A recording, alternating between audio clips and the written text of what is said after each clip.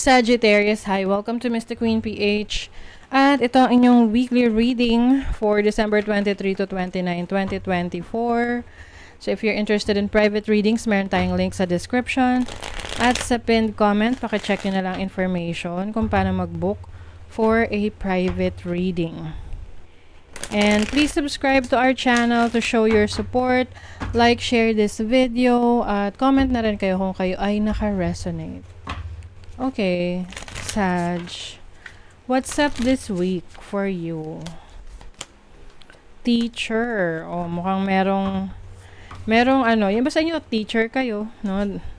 That is very aligned to Sagittarius, no? Sagittarius loves to learn and at the same time gusto rin nila nagtuturo. Yung iba kayo ay trainer, mentor, coach. You also have travel. So, may travel opportunities for you.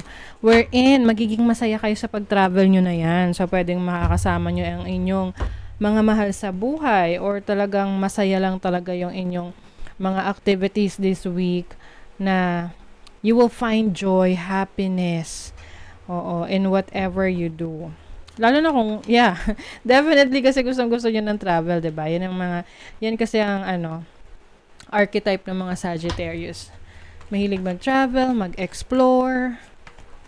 Ayan. So, let's see what else. Oh, you have the Three of Swords. You have the Three of Pentacles. Puro 3. Okay. The Fool and the King of Cups. Meron ditong disappointment. Pwedeng simpleng disappointment sa katrabaho mo. Maaring hindi kayo nagkasundo, no, sa inyong mga ginagawa, no? Pwedeng meron kang in-endorse sa kanya, hindi niya naintindihan, iba yung ginawa niya. Or may itinuturo ka sa kanya, hindi niya nagigets. Kaya, na-frustrate ka. Oo, Three of Swords can be a disappointment, no? Sa trabaho or sa katrabaho. But I also see you celebrating something. Meron kang isi-celebrate this week. Pwedeng yung iba sa inyo, kayo ay na-promote sa work or natuloy na yung inyong kontrata. Merong na kapag na tawag nito? Yung deal ninyo, no? Na-close nyo yung deal. Lalo lang kung kayo nasa sales and marketing, no?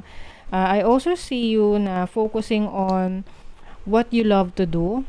So, maaring sa career path mo to, focus ka sa trabaho mo, sa career mo, at sa mga mahal mo sa buhay. Oo. Kumbaga, sila yung inspiration mo. With the Fool, I see you taking some risks. So maaring meron kang susubukang trabaho, business, or project na hindi mo pa na-try before. Oh, nako. Clarify ko tong Three of Swords. Page of Swords. So, you maaring merong disappointment dito sa isang taong makakausap mo this week. Kasi pwedeng ma-offend ka sa kanya or it's either ma-offend siya sa'yo. Oo. I also see someone stalking you. So, merong energy ng stalker dito, ha. Seven of Cups.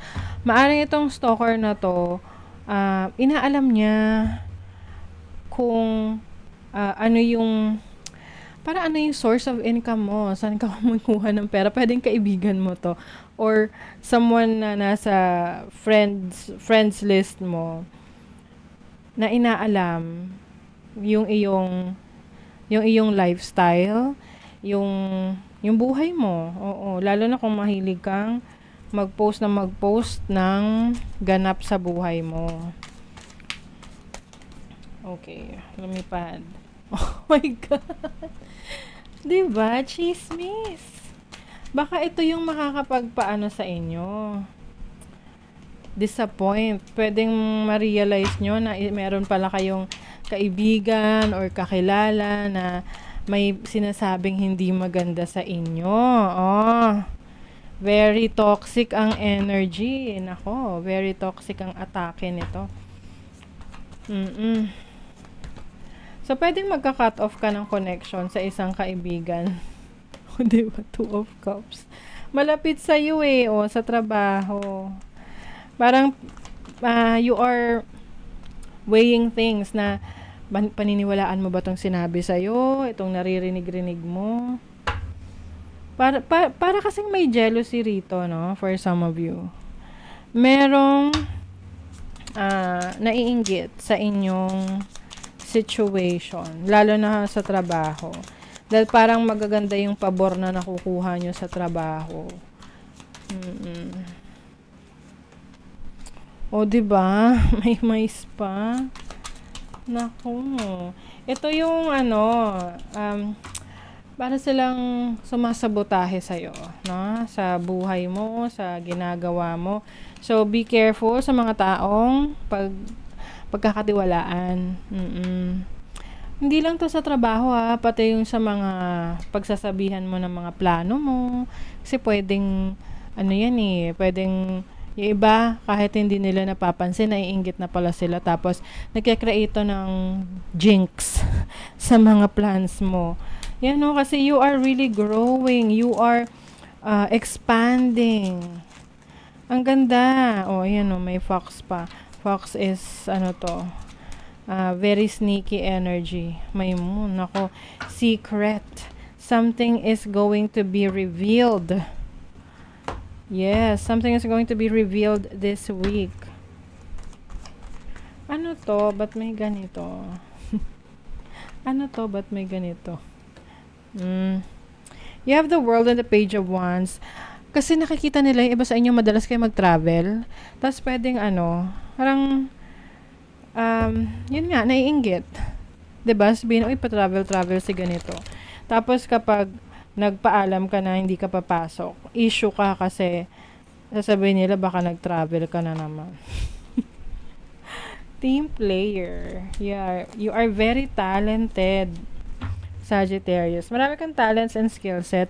Pwedeng ang talent mo sa real estate properties, magaling ka magbenta, sales talk, ganyan. Some of you, pwedeng kayo are leader ng isang team, you are handling a team. So, may mga taong nakikipag-collaborate sa inyo that will also help you achieve your goals, your dreams. Ayan, they are willing to share their talents and skills with you, and that will help your career and business to grow further. Yes. So, there's definitely growth in your career or business here. Yung iba, first time mag-a-abroad or mag-i-inquire pagdating sa pagtatrabaho abroad, or yung iba naman pwedeng travel for pleasure to For pleasure, for leisure, and for anything that will excite you, no, pagdating sa pagta-travel. Parang yung iba sa inyo makakapunta kayo sa isang lugar na hindi nyo pa napuntahan ever since, and you're going to have fun in that place. Okay?